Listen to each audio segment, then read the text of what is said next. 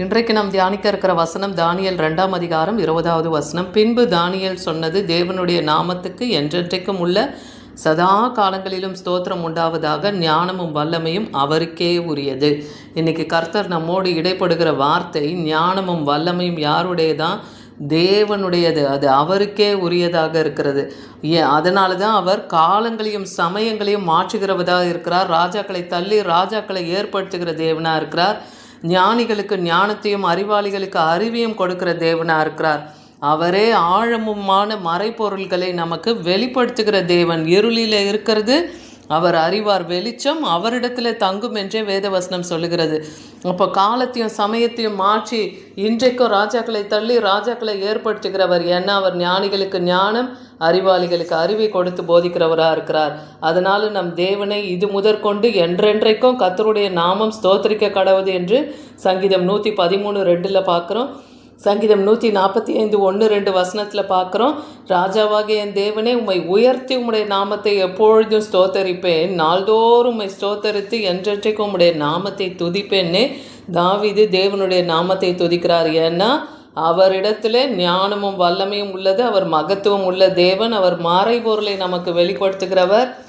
அனந்த ஞானம் உள்ள தேவனாக இருக்கிறார். அதனால் அவருக்கே ஸ்தோத்திரமும் மகிமையும் உண்டாவதாகன்னு தாவீது சொல்லுகிறத பார்க்குறோம். வெளிப்படுத்தல் 5:12 அவர்களும்னா யாருன்னா தேவ தூதர்கள் எல்லாரும் மகா சத்தமிட்டு அடுக்கப்பட்ட ஆட்டுக்குட்டியானவர் வல்லமையும் ஐஸ்வர்யத்தையும் ஞானத்தையும் பலத்தையும் கனத்தையும் மகிமையும் ஸ்தோத்திரத்தையும் பெற்றுக்கொள்ள பாத்திரராயிருக்கிறார்னு சொல்லி அவர்கள் தேவனை துதிக்கிறாங்க.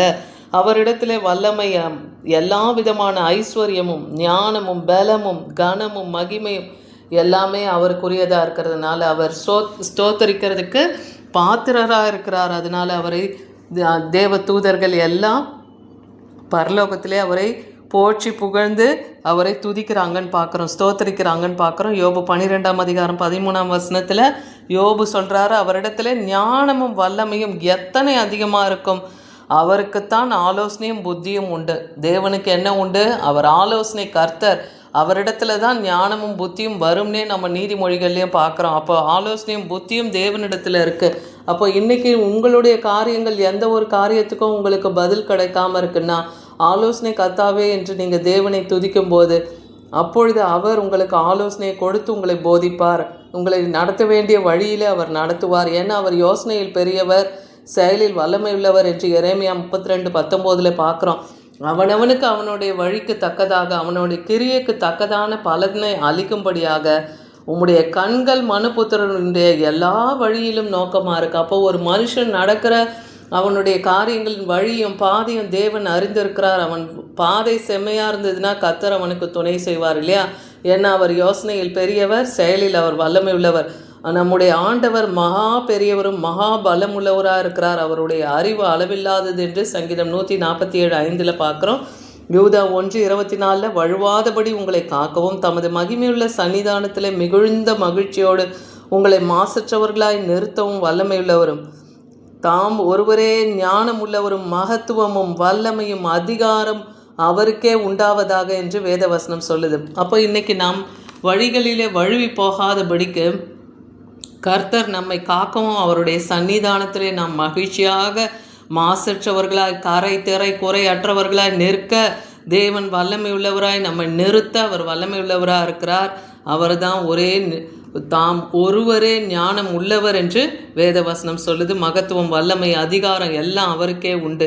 அதனால் நம்ம சோதனைக்கு உட்பட பண்ணாமல் நம்மளை தீமைந்து காத்து ரட்சிக்க ராஜ்யமும் வல்லமையும் மகிமையும் என்றென்றைக்கும் அவருடையவைகளாக இருக்குன்னே மத்தேயு 6:13 பார்க்குறோம். இன்றைக்கி நம்மளை எல்லா விதமான சோதனைகளில் இருந்தும் தப்புவிக்க தேவன் வல்லமை உள்ளவர். நம்மளை ரட்சிக்க அவர் வல்லமை உள்ளவர். அவர் மகிமை பொருந்தவர். அவர் மாசற்றவர், கரைத்திரை இல்லாதவர். அவர் பரிசுத்த தேவனாக இருக்கிறார். அவர் சேனைகளின் கர்த்தராக இருக்கிறார். கர்த்தர் என்பது அவரது உன்னத நாமமாக இருக்கா. அப்போ அந்த நாமத்தை நாம் தொழுது கொள்ளும் போதெல்லாம் தேவன் நம்மை வந்து ஆசீர்வதித்து நம்மிலே அவர் மகிமைப்படுவார். ஏன்னா ஸ்தோத்திர பலியிடுகிறவன் என்னை மகிமைப்படுத்துகிறான், தன் வழியை செவ்வாய்ப்படுத்துகிறவனுக்கு தேவனுடைய ரட்சிப்பு வெளிப்படும் என்றே வேதவசனம் சொல்லுகிறது. சங்கீதம் 50:23 பார்க்குறோம். 2 நாளாகமம் 20:21 அவன் ஜனத்தோட ஆலோசனை பண்ணி பரிசுத்தம் உள்ள மகத்துவத்தை துதிக்கவும் ஆயுதம் அணிந்தவர்களுக்கு முன்பாக நடந்து போய் அவன் துதி செய்கிறவர்களை முன்னிறுத்துறான் இல்லையா? யோசபாத் ராஜா, கர்த்தரை துதிங்கள், அவர் கிருபை என்றும் உள்ளது என்று கர்த்தரை பாடகரை நிறுத்தினான். இந்த யோசபாத் 20ஆம் அதிகாரத்தில் நாம் பார்க்கும்போது இஸ்ரவேல் யூத ஜனங்களுக்கு விரோதமாக அம்மோனியரும் மோவாபியரும் சேயீர் மலை தேசத்தாரும் அந்த பட்டணத்தை சூழ்ந்து கொண்டு எதிர்க்க வரும்போது அப்போ யோசபாத்து தேவனை நோக்கி விண்ணப்பம் வைக்கிறார். அப்போ அந்த சபையில் இருந்த ஒரு ஆசாரியனும் லேவியனுமான ஒருவன் மூலமாய் கர்த்தருடைய வார்த்தை அவங்களுக்கு கடந்து வருது.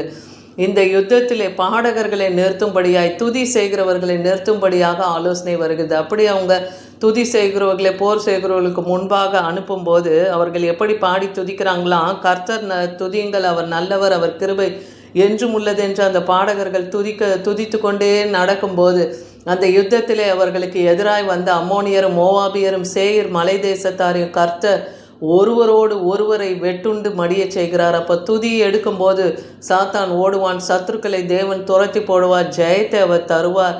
அப்போ தேவன் எல்லா துதிக்கும் பாத்திரராக இருக்கிறார். அவருக்கே ஸ்தோத்திரம் உண்டாகணும்னு சொல்கிறோம். ஏன்னா ஞானமும் வல்லமையும் கர்த்தருடையது. ஆமீன்.